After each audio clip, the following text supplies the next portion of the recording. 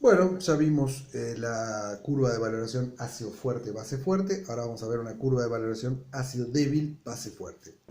Por ejemplo, ácido acético e hidróxido de sodio. Vamos a ejemplificar con el ácido acético como típico ejemplo de un ácido débil, pero el tratamiento que vamos a hacer es válido para cualquier ácido débil monoprótico, o sea que tiene un solo protón. Podría ser lo mismo para ácido fluorhídrico, benzoico, nitroso, cualquiera.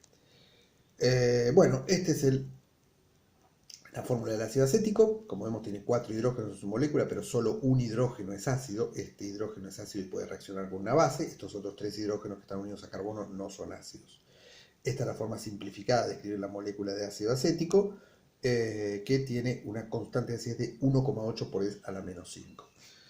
Entonces, en la valoración colocamos en un Erlenmeyer o vaso de precipitado una alícuota, o sea, un volumen exactamente medido de solución de ácido acético, y desde una bureta agregamos una solución de base fuerte, o sea, de hidróxido de sodio. Y vamos registrando el pH de la solución que vamos obteniendo en el Erlenmeyer versus el volumen de base que vamos a agregar.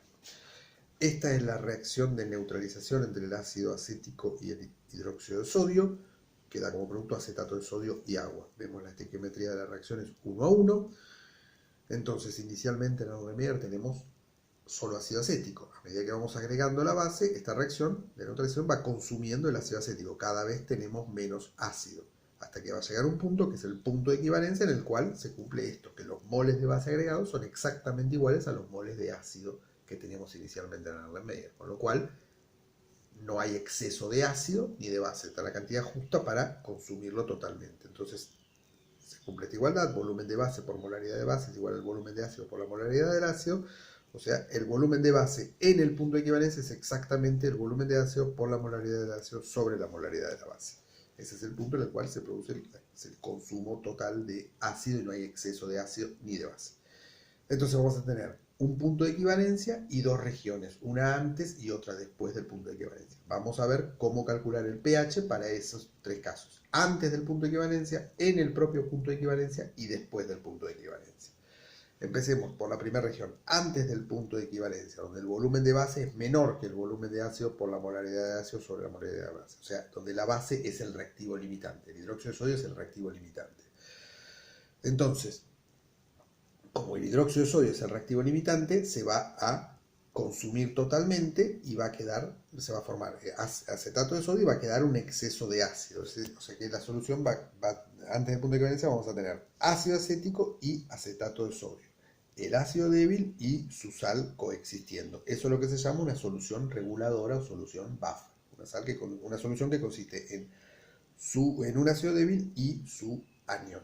El pH de esta solución depende de las concentraciones de ácido y de la sal también. No es como en la titulación de ácido fuerte, base fuerte, en la cual el pH estaba únicamente, exclusivamente determinado por el exceso de ácido o el exceso de base. La sal, el cloruro de sodio que se iba formando, no lo teníamos en cuenta para nada. Acá sí hay que tener en cuenta el pH de un buffer, depende del ácido y de la sal. Bueno, entonces esta es la reacción de neutralización. Dijimos que estos son los moles de ácido que son mayores que los moles de base antes del punto de equivalencia, de modo que el hidróxido de sodio es el reactivo limitante. Al final de la reacción no queda nada de hidróxido de sodio, se consume totalmente. Los moles de acetato de sodio formados son iguales a los moles de reactivo limitante, y los moles de ácido que quedan en exceso son los moles de ácido iniciales menos los que se consumen en esta reacción de neutralización. Entonces las concentraciones de ácido y de sal son los moles de ácido, o sea, volumen de ácido por molaridad de ácido, menos volumen de base por molaridad de base, o sea, los moles de ácido iniciales menos los que se consumen, dividido el volumen total de solución. Y los moles de sal son los moles de reactivo limitante, o sea, de la base, dividido el volumen total. Ahí tenemos entonces expresiones para calcular la concentración de ácido y concentración de sal para cada uno de los volúmenes agregados, y con esas concentraciones entonces tenemos que calcular el pH en cada punto. ¿Cómo hacemos para calcular el pH? Bueno, planteamos el equilibrio del ácido débil, del ácido acético. El ácido acético está parcialmente disociado en iones acetato y iones hidrógeno, parcialmente disociado porque es un ácido débil. Entonces la concentración de ácido en el equilibrio va a ser su concentración inicial menos una cantidad X, que es lo que se disocia. la concentración de protones va a ser X y la concentración de iones acetato va a ser X más la concentración de sal. O sea, los iones acetato que provienen de la disociación del ácido acético más los que provienen de la sal.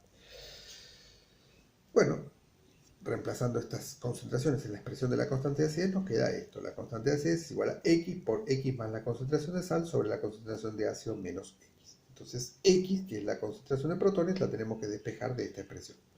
Para lo cual podemos seguir dos caminos. Uno es despreciar la X en esta resta y en esta suma, lo cual es una aproximación muy razonable porque seguramente X va a ser mucho menor que la concentración de ácido y de sal, porque no olvidemos que es un ácido débil, un ácido que tiene poca tendencia a disociarse. La fracción de moléculas disociadas normalmente es muy pequeña, más aún si está presente su anión, el efecto de ion común reprime aún más la disociación. El grado de disociación es muy bajo, entonces en general va a ser X va a ser muy pequeño frente a la concentración de sal y a la concentración de ácido. O sea que es una aproximación muy razonable despreciar la X en esta suma y en esta resta. Bueno, si lo hacemos vamos a llegar a esta expresión simplificada. Concentración de protones es igual a constante de acidez por concentración de ácido sobre concentración de sal.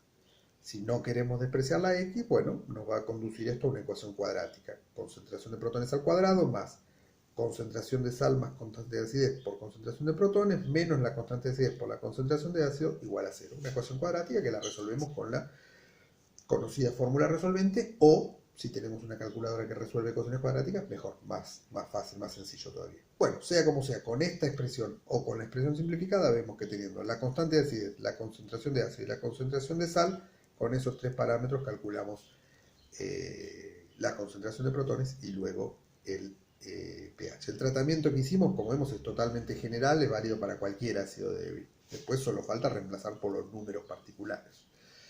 Bueno, ahí entonces podemos calcular el pH en cualquier punto antes del punto de equivalencia. Vamos ahora al punto de equivalencia. En el punto de equivalencia se cumple esta igualdad. Los moles de base son iguales a los moles de ácido. Entonces quiere decir que se consumen los dos totalmente, ¿sí? Luego de la reacción no queda ácido ni base. Todo se transformó en la sal, en el acetato de sodio.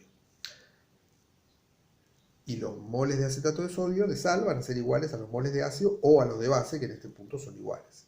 La solución consiste entonces, en el punto de equivalencia, consiste únicamente en la sal, en el acetato de sodio. Y la concentración de sal va a ser los moles de ácido o de base, porque en este caso son iguales, dividido el volumen total de solución. El acetato de sodio es una sal que va a estar completamente disociada en solución acuosa y los iones sodio no hidrolizan porque son iones que provienen de una base fuerte como el hidróxido de sodio, o sea, no interactúan con el agua, pero el ion acetato, que es un ion que proviene de una base de un ácido débil, sí hidroliza. Este es el equilibrio de hidrólisis del ion acetato. El ion acetato toma un hidrógeno del agua, forma ácido acético y libera un oxidrilo. Este equilibrio se llama hidrólisis, la constante de equilibrio se llama constante de hidrólisis, y eso tiene un valor, es la constante del agua, K-water, dividido la constante de acidez del ácido acético. O sea, la constante de hidrólisis del ion acetato tiene un valor de 5,5 por 10 a la menos 10. Muy débil, ¿no? Es una reacción, la reacción de hidrólisis siempre es muy débil, está muy poco desplazada hacia los productos, pero algo de productos se genera, ¿sí? Entonces la hidrólisis genera oxidrilos y eso hace que el pH en el punto de equivalencia sea distinto de 7. En una valoración ácido débil, base fuerte, en el punto de equivalencia el pH no es 7, es mayor que 7 debido a la reacción de hidrólisis que genera oxidrilos. Esto es distinto a lo que era la valoración de ácido fuerte, base fuerte, en el que el pH era 7 en el punto de equivalencia. Acá no, en una valoración ácido débil, base fuerte, en el punto de equivalencia el pH no es 7, es mayor que 7 debido a la hidrólisis del anión. Bueno, vamos a calcular cómo calculamos el pH en el punto de equivalencia. Bueno, acá tenemos las concentraciones de las tres especies en el equilibrio. La concentración de acetato va a ser la concentración de sal inicial menos lo que se hidroliza, y las concentraciones de ácido acético y de oxígeno son iguales a X, a lo que se hidroliza. Reemplazamos esas concentraciones en la expresión de la constante de acidez, de hidrólisis, perdón, y después hay que despejar la X, que nuevamente podemos seguir dos caminos. Despreciar la X, lo cual vuelve a ser una aproximación muy razonable, porque veamos cuál es el valor de la constante de hidrólisis, 5,5 por 10 a la menos 10. Es una reacción muy débil, está muy poco desplazada hacia los productos, o sea que este X seguramente es mucho menor que la concentración de sal. Entonces no está nada mal despreciarlo. Bueno, si despreciamos llegamos a esto. La concentración de oxidrilos es igual a la raíz de la constante de hidrólisis por la concentración de sal. Y si no queremos despreciar, llegamos a una ecuación cuadrática como esta. Concentración de oxidrilos al cuadrado más constante de hidrólisis por concentración de oxidrilos menos la constante de hidrólisis por la concentración de sal igual a 0. Hay que resolver esta ecuación cuadrática y de ahí sacamos la concentración de oxidrilos. Y una vez que tenemos la concentración de oxidrilos, calculamos la de protones haciendo K-water sobre la concentración de oxidrilos. Entonces, en el punto de equivalencia, la concentración de oxidrilos, ya sea que calculemos mediante esta fórmula cuadrática o mediante la simplificada, vamos a llegar que en el punto de equivalencia la concentración de oxidrilos es mayor que 10 a la menos 7, la de protones es menor que 10 a la menos 7, por lo tanto el pH es mayor que 7. En una valoración ácido débil, base fuerte, en el punto de equivalencia el pH es mayor que 7, debido a la hidrólisis del anión.